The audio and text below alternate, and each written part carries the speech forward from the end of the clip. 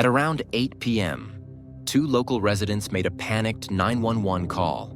Within minutes, firefighters arrived at the scene and began battling the intense fire consuming the vehicle. As they worked, their attention was suddenly drawn to a figure emerging from the nearby woods. One of the fire trucks swung its headlights toward the movement, illuminating the person coming closer. What they saw left them in utter shock. It was a Jessica Chambers, her body horribly burned and almost unrecognizable. Her skin was blackened and charred, her features nearly obliterated by the searing heat she had endured. The woman extended her severely burned arms toward the firefighters, her movements slow and desperate. A faint guttural cry escaped her lips as she tried to close the distance between herself and the rescuers. But before she could reach them, her body gave out, and she collapsed, falling just a few feet away. Dear viewers, please don't forget to like, leave a comment under the video, and subscribe to the channel so as not to miss new videos. This is very important to us. This documentary tells the story of a young woman named Jessica Chambers, who was born on February 2, 1995, in Cortland, Mississippi. Her early years were marked by significant upheaval, beginning with her parents' separation when she was only 3 years old. This event not only reshaped the family dynamic, but also set the tone for much of Jessica's early life. Her father later remarried, and his new wife brought 7 step-siblings into Jessica's world. Although this created a large, blended family, Jessica's childhood was anything but idyllic. She grew up in a harsh and isolated environment, one that left emotional scars despite the presence of her extended family. Her father, however, stood out as a figure of resilience amidst the difficulties. He had managed to break away from a life of crime, an accomplishment that many others in his position were unable to achieve. After serving time in prison, he turned his life around and found steady work as a mechanic at a local car repair shop. This marked a significant turning point for him and served as a testament to the possibility of redemption, though it didn't fully shield Jessica from the challenges of their community. Jessica was raised in Cortland, Mississippi, a tiny town with a population of fewer than 500 residents at the time of the events that would later unfold. The town, more akin to a village, carried a dark reputation. Despite its modest size, Cortland was plagued by a crime rate that was 50% higher than the national average. Many residents had ties to criminal activity, making it a challenging environment for a young woman to grow up in. Yet Jessica appeared to remain oblivious to much of this undercurrent. She attended a quiet secondary school, where she thrived both academically and socially. She earned good grades and became a cheerleader, embodying a sense of normalcy that stood in stark contrast to the world around her. Her academic achievements allowed her to graduate with a solid GPA, a testament to her determination and potential. However, Jessica's personal life was far from smooth. Her relationship with her mother, Lisa, was particularly tumultuous. For a considerable time, the two struggled to get along. Matters came to a head when Jessica began dating a boy who lived across the street, a relationship her mother vehemently disapproved of. Lisa's attempts to control her daughter's choices only exacerbated the tension between them, leading to frequent arguments. Ultimately, Jessica felt compelled to leave her mother's home. Fortunately, she didn't have to go far. Her father and his new wife, Debbie, lived just a few blocks away. Moving in with them brought some relief and even improved her relationship with her mother over time.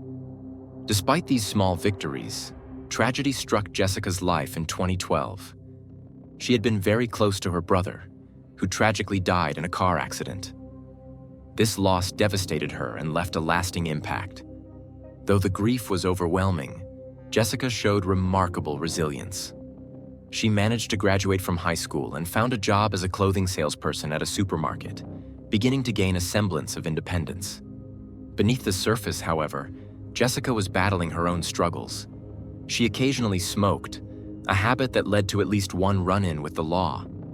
Yet, her inherent kindness and positive spirit endeared her to those around her, ensuring that these minor transgressions didn't tarnish her reputation.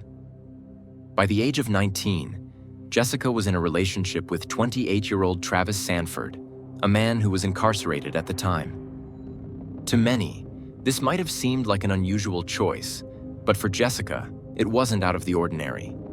Having grown up in a community where crime was pervasive and even her own father had served time, she viewed such circumstances with a sense of normalcy.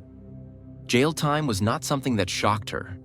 It was simply another facet of life in Cortland. She remained loyal to Travis, patiently awaiting his release. On December 6, 2014.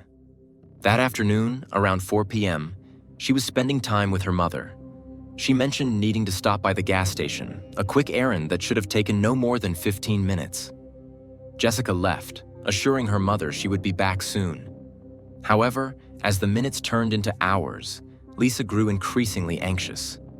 After 2 hours with no sign of her daughter, Lisa sent Jessica a text message asking when she would be returning home. She received no reply. Concerned, Lisa tried calling her daughter, but her calls went unanswered. Panic began to set in as she dialed again and again. Finally, Jessica picked up. Her voice, however, was barely audible. She reassured her mother that she would be home soon and that everything was fine. Jessica's tone was subdued, and though her words were meant to reassure, they only heightened her mother's unease. They had a brief talk before saying their goodbyes. Nobody could have predicted the news that would shatter the lives of Jessica's parents. Around 8 p.m., 2 local residents made a frantic call to 911, reporting a burning Kia automobile near Batesville. The gravity of the situation was immediately clear, but what unfolded was far more harrowing than anyone could have anticipated. Within minutes of receiving the distress call, firefighters arrived at the scene. As they began their efforts to extinguish the flames engulfing the vehicle, a shadowy figure emerged from the wooded area nearby. It was staggering toward the rescuers, barely able to walk, as if using every ounce of strength to reach safety. One of the fire trucks swung its headlights to illuminate the approaching figure. What they saw left them utterly horrified. A young woman, her body ravaged by horrific burns, barely recognizable as human.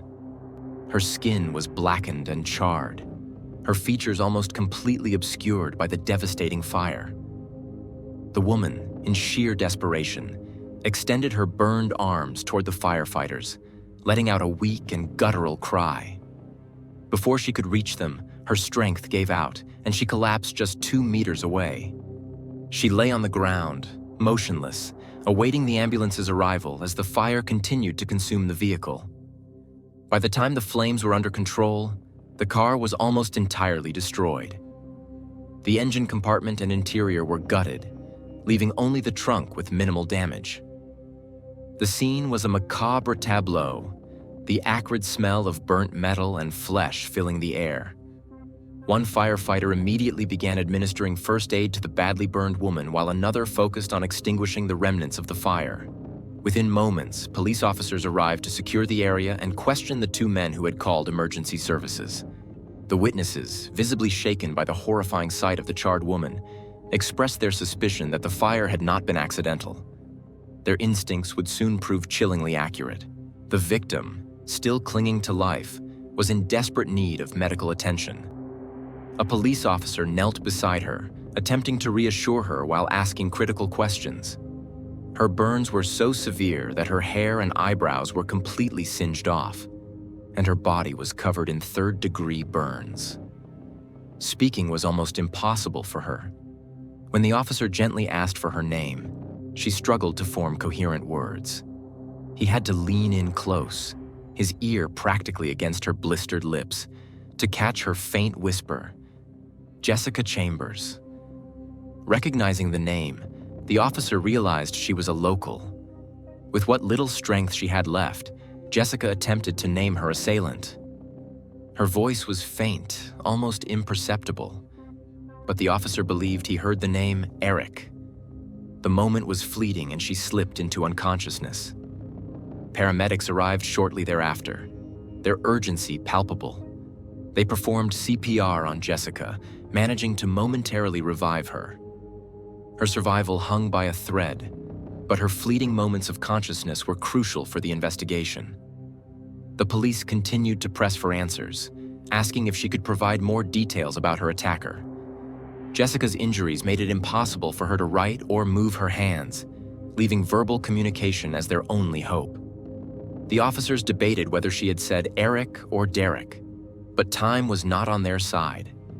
Jessica was quickly loaded into the ambulance, and paramedics worked tirelessly to stabilize her as they sped toward Regional 1 Health Hospital in Memphis, Tennessee. On the way, they continued to question her, desperately trying to confirm the name of her attacker. When asked again if her name was Jessica Chambers, the woman nodded firmly, despite the excruciating pain she was in. The paramedics attempted to clarify the name of the assailant, offering both Eric and Derek as possibilities. Jessica's frustration was evident as she shook her head angrily, but she lacked the strength to provide a clearer answer. Meanwhile, back in Cortland, the police contacted Jessica's parents to deliver the devastating news. They informed them of the fire and their daughter's critical condition. Jessica's father, Ben, immediately rushed to pick up her mother, Lisa, and together they began the agonizing journey to the hospital. The drive to Memphis, which should have taken just an hour, felt like an eternity as the weight of their worst fears bore down on them. Sometime between 2 and 3 in the morning, Jessica's parents arrived at the hospital in Memphis. The scene they encountered was utterly heart-wrenching. Although the woman's body had been ravaged by the fire to the point of being unrecognizable, Lisa's maternal instinct kicked in the moment she stepped into the ward. She knew, beyond a shadow of a doubt, that the person lying on that hospital bed was her daughter. Jessica's breathing was labored, and her eyes remained closed as she clung to life. Lisa, accompanied by Jessica's father, Ben, leaned over her daughter's bedside and whispered words of reassurance, hoping against hope that her presence might bring some comfort. Tragically, Jessica Chambers succumbed to her injuries a short while later. The fire had left a devastating toll on her young body, destroying 93% of her skin. Only a small section of her neck remained unscathed. The burns, most of which were second and third degree, had made survival nearly impossible. The small town of Cortland, Mississippi, was shaken to its core by the loss of the 19-year-old cheerleader.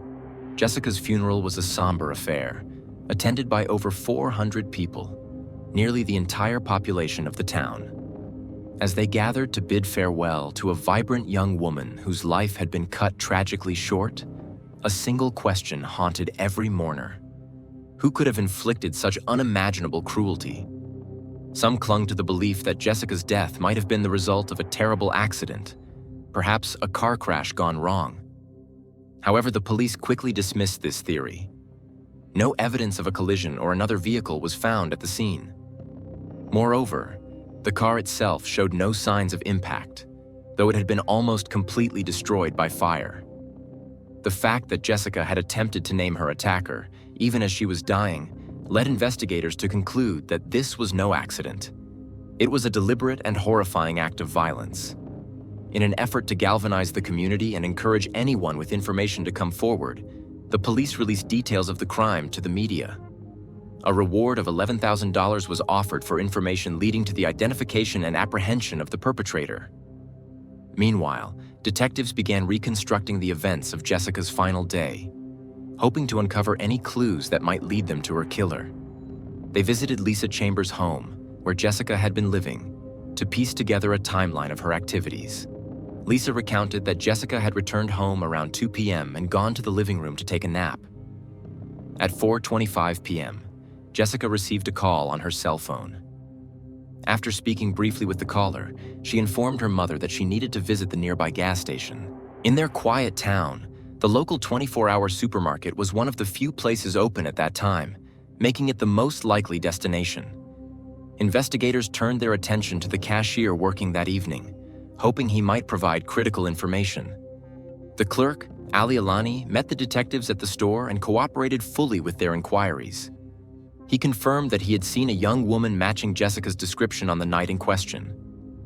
Eager to assist, he provided the security camera footage from that evening. The video revealed that Jessica had approached the store's entrance at 6:25 p.m., but stopped short when someone called out to her from off-camera.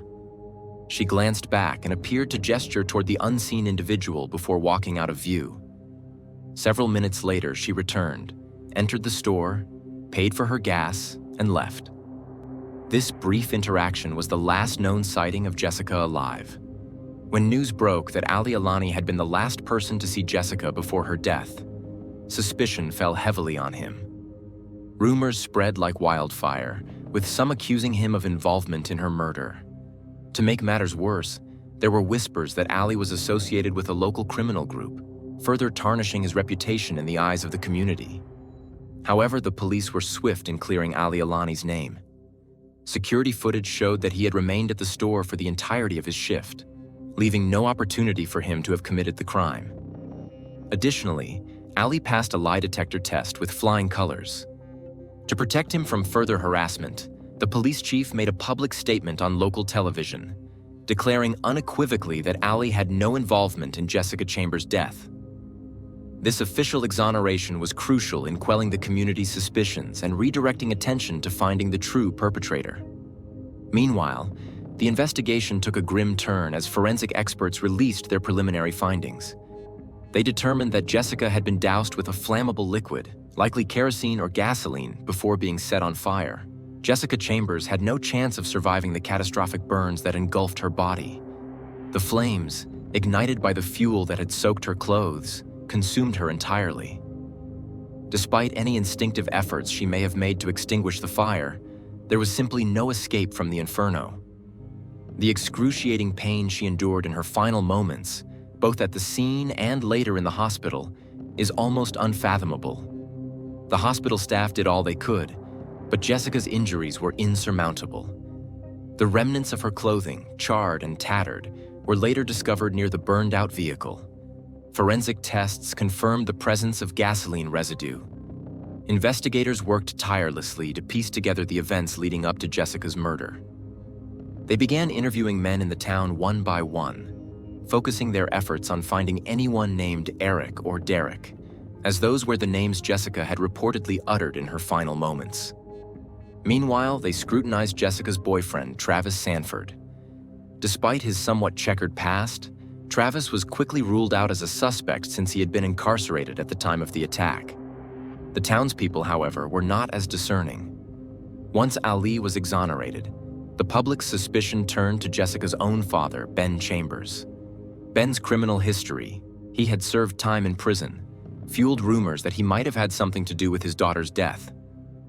The whispers grew louder, suggesting that Ben might have punished Jessica for some perceived disobedience. Determined to clear his name, Ben agreed to take a polygraph test and provided a solid alibi. He insisted that despite his past, he had loved his daughter deeply and would never have harmed her. The investigators, satisfied with his statements and the results of the polygraph, turned their attention elsewhere. In their search for answers, detectives reached out to Kesha, Jessica's closest friend. Kesha revealed that she and Jessica had gone for a walk around town on the day of the tragedy. Later, they got into a car and were joined by Quentin Tellis, a 27-year-old man with a troubled history. According to Kesha, the three had spent some time chatting before dropping Quentin off at the same 24-hour store where Jessica was last seen. Quentin was no stranger to law enforcement. His criminal record included charges of violence, theft, and breaking and entering. Despite his reputation, Quentin claimed he barely knew Jessica, having only met her a few weeks earlier. When detectives questioned Quentin, he appeared cooperative and amicable. He insisted that his interaction with Jessica had been minimal and that their meeting on the day of her death was purely coincidental. According to Quentin, Jessica and Kesha had simply given him a ride to the store. He denied any involvement in the events that led to her murder, and his calm demeanor made his story seem plausible. However, when detectives asked Quentin if he knew anyone named Eric or Derek, his answer took a curious turn.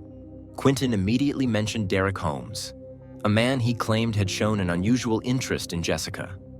According to Quentin, Derek made numerous advances towards Jessica, but she rejected them all. On the day of the tragedy, Quentin alleged, Derek had once again tried to flirt with Jessica while they were in the car. This information intrigued the investigators, who decided to question Derek Holmes. When they arrived at Derek's house, they found his behavior to be somewhat peculiar but not overtly suspicious. Derek had an alibi. He claimed to have spent the evening at home, massaging his mother's feet. While the explanation seemed unusual, it was corroborated by his mother, who explained that she suffered from diabetes and relied on her son's massages to alleviate complications from the disease. Furthermore, Derek denied having seen Jessica that day, contradicting Quentin's account. He insisted that he had never acted inappropriately toward her and that he had nothing to do with her death. As investigators delved deeper, they found that Derek's claims were supported by several mutual acquaintances who stated that Derek had not been with Jessica that day. Kesha herself, Jessica's best friend, confirmed that the only man with them in the car that day had been Quentin Tellis. This revelation cast a shadow over Quentin's earlier statements. The policemen started to lose faith in this individual for the first time. The investigators decided to revisit the starting point of the investigation. Their goal was to leave no stone unturned as they continued their search for Jessica's killer. Over the following weeks, they painstakingly interviewed more than 100 individuals, all named Eric or Derek, but no new information surfaced. The trail seemed colder than ever, leaving investigators frustrated and the case at a standstill. As their efforts stagnated, two individuals, George and Mentor, emerged as potential witnesses. The investigators focused particularly on Mentor, who had exchanged messages with Jessica on social media just days before her death. When questioned, both men provided credible alibis supported by multiple witnesses. They asserted they had been close friends for years and categorically denied any involvement in Jessica's murder. Despite the promising lead, the case hit another dead end. For 2 long months, law enforcement made no significant progress, and hope for resolution began to fade. A breakthrough came unexpectedly when a local resident, while out for a walk, stumbled upon Jessica's cell phone. Recognizing its potential importance, the walker immediately turned the phone over to the police. Forensic experts analyzed the device, successfully extracting data, including call logs and the last messages Jessica had sent. The discovery revealed that on the day of the attack, Jessica had been exchanging texts with an unknown number. The messages showed that Jessica had been rejecting overt flirtations from the sender, making it clear she wasn't interested. To the investigators' shock, the number was eventually traced back to Quentin Tellis, the same man who had previously claimed he barely knew Jessica. This revelation prompted the police to bring Quentin in for another round of questioning. Confronted with the evidence, Quentin admitted to having a closer relationship with Jessica than he had initially disclosed. However, he continued to deny any physical intimacy or involvement in her death. The extracted messages showed Jessica consistently rebuffing Quentin's advances, painting a picture of a one-sided romantic interest. With a search warrant in hand, investigators searched Quentin Tellis's property. In his barn, they discovered a canister of gasoline. While this in itself wasn't unusual, many car owners keep spare fuel. It added another layer of suspicion. When asked to provide his cell phone, Quentin revealed he had deleted all messages exchanged with Jessica after learning of her death. This struck the detectives as highly suspicious. Why would someone go to such lengths to erase correspondence with a deceased acquaintance? Quentin justified his actions by claiming he saw no point in keeping messages from someone who was no longer alive, particularly someone with whom he had no ongoing relationship. Under pressure, Quentin presented an alibi. He claimed he had been at a local store purchasing a prepaid card for his girlfriend in Louisiana at the time of the murder.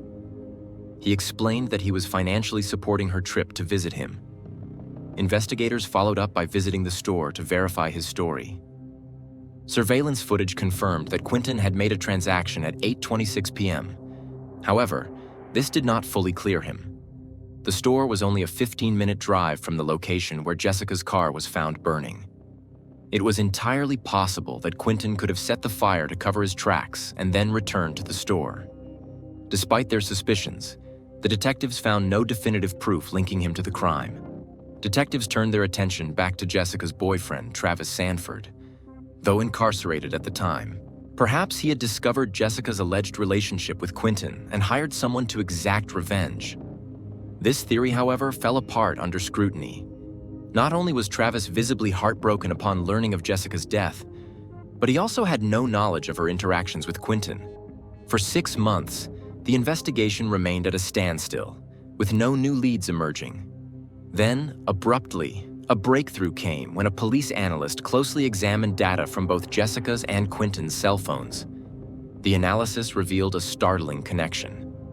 At one point on the day of the murder, both phones had been located near Batesville, in close proximity to the spot where Jessica's car had been set ablaze. This critical finding reignited the case, but by this time, Quentin Tellis was already serving time in Louisiana for an unrelated fraud conviction. The investigators returned to Quentin Tellis' cell for further questioning. He greeted them with a cooperative demeanor, reiterating that he had been in Batesville on the day of Jessica's attack, but insisting that he was there much later, well after the events unfolded, and had no involvement in her death. However, as the interrogations continued, Quentin's testimony began to shift.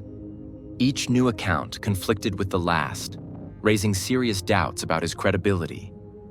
In one version of his story, Quentin claimed that he and a friend, known as Big Mike, had encountered Jessica on the highway but had parted ways shortly after. When investigators interviewed Big Mike, he categorically denied seeing Quentin that day, let alone being with him during the critical hours in question.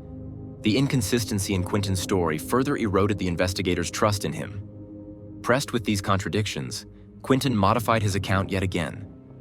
This time, he admitted to having been in the car with Jessica and her companion earlier that evening. He claimed they had spent time together until around 7 p.m., after which they had parted ways. It became clear that Quentin was growing increasingly alarmed by the direction of the investigation, and his evasiveness did little to bolster his claims of innocence. 14 months after Jessica's death, the case's investigators held a highly anticipated press conference on February 24, 2016. At last, they announced that they had identified a prime suspect, Quentin Tellis. Law enforcement declared that sufficient evidence had been gathered to implicate him in the brutal attack on Jessica Chambers. While some in the community felt a sense of relief that progress was finally being made, others were skeptical, suspecting that the police might be rushing to pin the crime on someone to close the case. On October 10, 2017, Quentin Tellis' trial began in Batesville. The prosecution opened with a damning case, asserting that Quentin was the last person to see Jessica alive. The prosecutors presented evidence showing that Quentin had been in the vicinity of the crime scene at the time the car was set on fire. They outlined their theory of the crime. Quentin had attacked Jessica, strangling her until she lost consciousness. Believing she was dead, he attempted to dispose of her body and eliminate any evidence by setting her and her car on fire. However, Jessica regained consciousness and managed to escape the burning vehicle before collapsing. The defense, on the other hand, focused heavily on Jessica's final words. They argued that her dying declaration did not implicate their client. The names Jessica had reportedly spoken, Derek or Eric, bore no resemblance to Quentin's name. Additionally, they emphasized the timeline, pointing out that Quentin had been at a store purchasing a prepaid card for his girlfriend in Louisiana at 8 p.m., just minutes before the burning car was discovered. The defense presented cash receipts to substantiate this claim, arguing that it was physically impossible for Quentin to have committed the crime and returned to the store within such a short window of time. In response, the prosecution introduced a compelling piece of evidence: a map created using cell phone data from both Jessica and Quentin on the day of the murder. The map revealed that their phones had been in close proximity for much of the day. However, the prosecution pointed out a critical gap in activity. Between 6:49 and 7:26 p.m., neither Jessica nor Quentin made any phone calls or sent messages. The prosecutors contended that this silence was the time frame during which the crime occurred. At 7:50 p.m., Quentin's phone activity indicated that he had returned home to retrieve gasoline before heading back to the scene to stage the arson. This sequence of events, they argued, was corroborated by Quentin's phone location data. The defense attorney argued vehemently that the evidence presented by the prosecution was flawed and unreliable. A critical point raised was the insufficiency of cell tower coverage in the community to accurately pinpoint the locations of mobile devices. The attorney suggested that the communication channels used to track Quentin's movements could have provided false or misleading information. This argument was supported by an impartial expert who testified that the limited number of cell towers in the area might render location data inconclusive. Adding to the defense's case, they pointed out the lack of definitive surveillance footage showing Quentin driving Jessica's vehicle. The grainy footage captured by nearby cameras failed to provide clear details, with the vehicle's license plates remaining unreadable. When the jury withdrew to deliberate, they struggled to reach a unanimous verdict. Despite extended deliberation, they remained deadlocked, unable to agree on Quintin's guilt or innocence. After 2 failed attempts to achieve consensus, the court had no choice but to declare the trial inconclusive. The hung jury resulted in a mistrial, leaving the case unresolved. A retrial was scheduled to begin on September 24, 2018, with hopes that new evidence and expert testimony might break the deadlock. The second trial unfolded much like the first, with one significant difference. This time, the prosecution called a burn specialist to testify. The expert, who had closely examined Jessica's injuries, stated unequivocally that the extent of her burns rendered her physically incapable of speaking coherently. According to this testimony, the rescuer's inability to hear Quintin's name from Jessica was consistent with her condition. The prosecution also presented autopsy reports, which revealed signs of physical trauma consistent with a struggle. Bruises and other marks on Jessica's body suggested that she had fought her attacker, further supporting the theory of a violent confrontation. Buoyed by this new evidence, the prosecution appeared more confident in their case against Quintin Tellis during the retrial. However, despite their efforts, the jury once again failed to reach a unanimous verdict. The retrial ended as inconclusively as the first, leaving the community divided and the case unresolved. Meanwhile, Quintin Tellis continued with his life as if unbothered by the unresolved legal proceedings. In August 2015, he even married. However, his life would soon intersect with another tragedy, this time in Monroe, Louisiana. The murder of 34-year-old student Min Jinju shocked the city. Investigators began piecing together the events leading up to Ming's death by analyzing her banking transactions. They found that she had withdrawn a significant amount of money shortly before her murder. Surveillance footage from an ATM revealed a crucial lead. The license plate of the car involved belonged to Quintin Tellis. Further examination of security footage placed Quintin at the ATM just hours before Ming's death, and another transaction occurred shortly afterward, when more than $1,000 was withdrawn from Ming's account. The evidence was damning. The ATM video clearly identified Quintin as the individual making the withdrawal. Based on this evidence, Quintin Tellis was charged with the murder of Ming Jingju, as well as theft. Prosecutors argued that Quintin had killed Ming to gain access to her financial assets. However, despite the circumstantial evidence linking him to the crime, the prosecution lacked the definitive proof needed to secure a conviction for murder. As a result, Quintin Tellis was only convicted on the theft charge. He received a 5-year prison sentence for his role in stealing from Ming Jingju's account, leaving the murder charge unresolved.